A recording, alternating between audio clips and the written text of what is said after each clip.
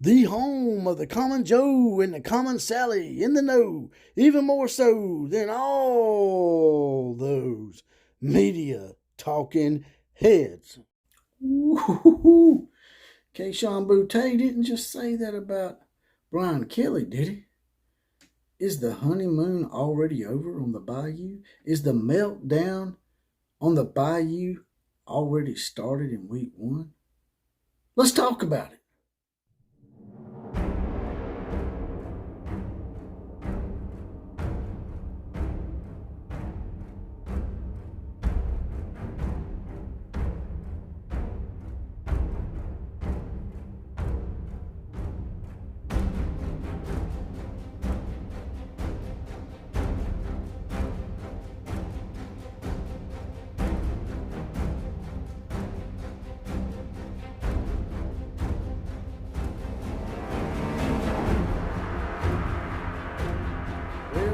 Well, here we are again, boys and girls in sporting land. That's right, another episode of the OCF. That's the Outlaw of College Football. That's me, JPC. I can also be found on Twitter at OCF Productions and on Facebook under Jesse Paul Clark. Now, getting right to it, I already got some controversy already on the Bayou. Now, I hate to say I told you so, but I told you so.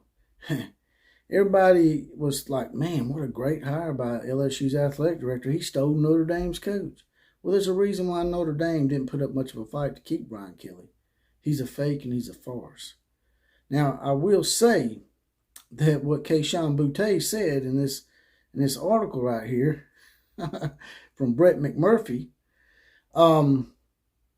he called him a fake Ed Orgeron. Now, I'm not the one to take up for old weirdo Brian Kelly and his perverted dancing ass, but I will say this, Kayshon, if I was Brian Kelly, I would actually take it as a compliment because I wouldn't want to be Ed Orgeron.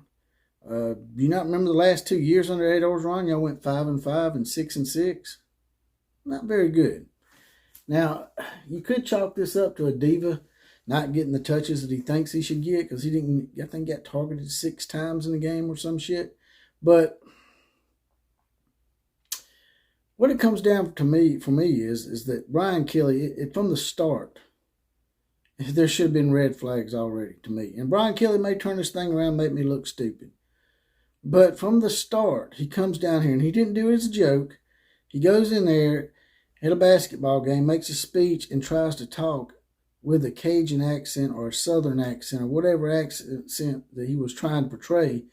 He did a piss poor job of it and made himself look like a joke. Now, if he was telling a joke and doing it in a funny accent, that'd been different. But he was actually trying to talk like that's the way he talks, like people down here are stupid not enough to catch on to what he's doing. And then on top of that, he does the little perverted ass dancing videos with his players. That was just, to me, just creepy and weird. Just sends off pretty perverted vibe to me, to be quite honest. So, LSU, like I said, they thought they got a big deal out of getting him from Notre Dame. But to me, there's a reason why Notre Dame didn't put up much of a fight to keep this guy. He was also responsible for sending this young man up on a tower in the middle of a big windstorm and got the boy killed.